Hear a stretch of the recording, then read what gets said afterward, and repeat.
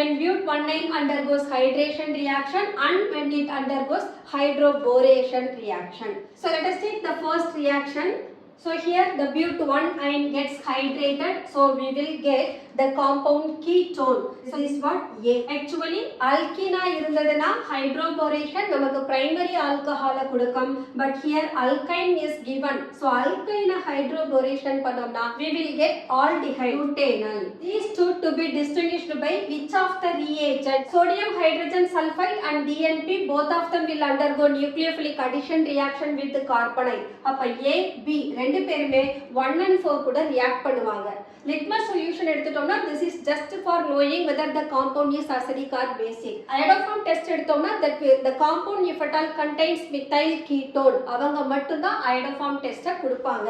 So இந்த compoundல we can find butanol, it contains methyl ketone and hence butanol will form iodoform. Compound A and B that can be distinguished by using iodoform.